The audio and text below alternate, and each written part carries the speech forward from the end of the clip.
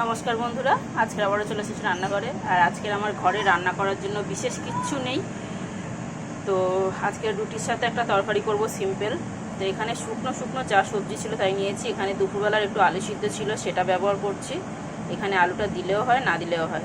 তো এখানে আমি টুকরো টুকরো করে নিয়েছি, এটা সেদ্ধ আলু। আর এখানে সবুজ আর লাল ক্যাপসিকাম শুকিয়ে গেছিলো একদম, এই যে দেখুন পড়ে পড়ে নষ্ট হয়ে যাচ্ছিল। তো এটাকে কিউব করে কেটে নিয়েছি। এখানে পেঁয়াজ নিয়েছি, টমেটো নিয়েছি, সব এরকম করে কেটে, কাঁচা লঙ্কা নিয়েছি। আর এখানে যেটা নিয়েছি সেটা হচ্ছে ছানা। এটা দুধটা আজকে কেটে গিয়ে, মানে হঠাৎ করে দুধ ফোটাতে গিয়ে দুধটা কেটে গেছে, সেই ছানাটা দিয়েই আজকে রেসিপিটা বানাবো। তো এখানে ক্যাপসিকাম আছে 2-3টে আলাদা নিয়েছি, পেঁয়াজ নিয়েছি, 3-4টে বাদাম নিয়েছি, আর এখানে বেশ কিছুটা রসুন নিয়েছি। তো চলুন রেসিপিটা শুরু করি। খুব সহজভাবে এই সব দিয়ে একটা রেসিপি বানাবো।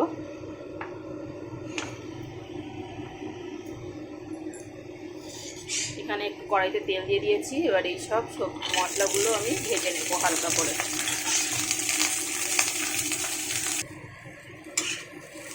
এখানে মশলাটা আমার বেশ হালকা করে একটু ভাজা হয়ে গেছে, কাঁচা ভাবটা পুরো চলে গেছে। এখানে একটা শুকনো লঙ্কা নিয়েছি আমি।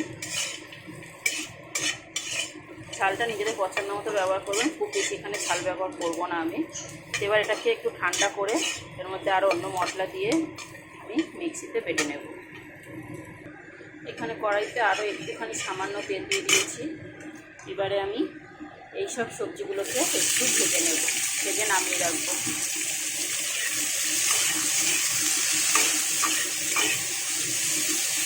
এই সবজিগুলো যতক্ষণে ভাজা হচ্ছে ততক্ষণে আমি মিক্সি জারে যে মশলাগুলো রেখেছি ওগুলোকে বেটে নিয়ে আসি। এখানে মিক্সি জারে এই মশলাগুলো, ভাজা মশলা নিয়ে নিয়েছি।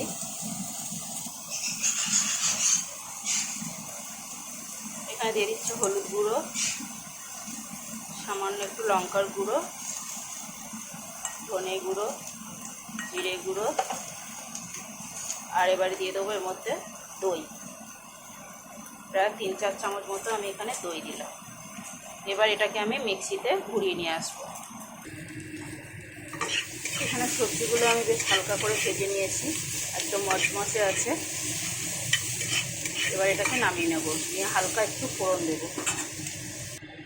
এখানে আরও একটু সামান্য তেল দিয়ে দিয়েছি, দিয়ে দিচ্ছি একটু জিরে ফোড়ন আর একটুখানি তেজপাতা, সাথে দিয়ে দিচ্ছি চিনি।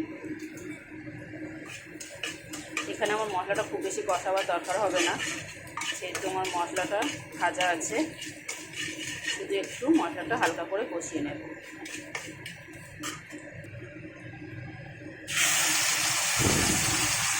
এখানে বেটে রাখা মশলাটা আমি দিয়ে দিলাম।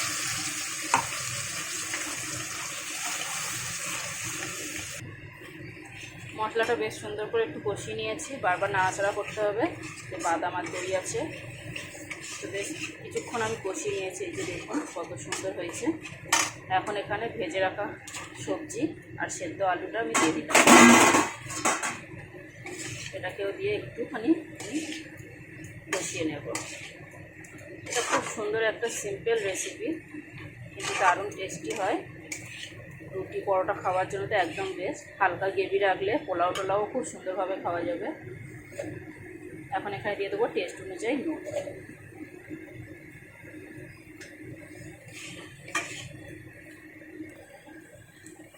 এখানে বেশ একটুখানি নাড়াচাড়া করে কষিয়ে নিয়েছি, দেখুন কত সুন্দর লাগছে। এখন এখানে আমি জল দিয়ে দেব। প্রথমে তো এখানে মিক্সিটা ধুয়ে একটু জল দিয়ে দিচ্ছি। গ্রেভিটা অবশ্যই নিজেদের পছন্দ মতো রাখবেন।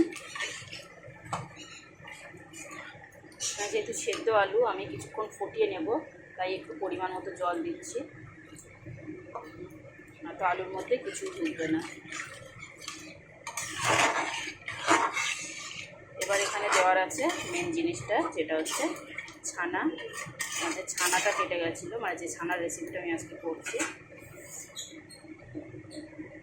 এই যে এবারে ছানাটা আমি এইভাবে এর উপরে দিয়ে দেবো। নামাবার আগে শুধু একটু ঘি দিয়ে আমি নামিয়ে নেব। কেউ চাইলে এখানে কস্তুরি মেথিও ব্যবহার করতে পারেন। আমি কিন্তু কস্তুরি মেথি আর ঘি খুব কমই একসাথে ব্যবহার করি, তাই এখানে একটাই ব্যবহার করছি।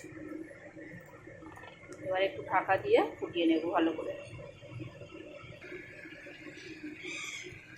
এখানে দেখুন বন্ধুরা কত সুন্দর লাগছে, এই যে কতটা থিকনেস হয়েছে, দারুণ একটা সবজি হয়েছে। কিন্তু আমি কিন্তু ছানাটাকে এইভাবে ব্যবহার করেছি, কেউ চাইলে ছানাটাকে একটু হাতে আঠার মতো মেখে নিয়ে যে কোনো গোল গোল শেপ দিয়ে বলের মতো করে এর মধ্যে ছাড়তে পারে। তবে আমি সব থেকে শর্টকাটে যেরকম রান্না হয় সেটাই দেখিয়েছি। এখানে কিন্তু আমার রান্নাটা প্রায় কমপ্লিট। এবার শুধু একটুখানি আমি এখানে ঘি দেবো, এবারে আমি তরকারিটা নামিয়ে নেব।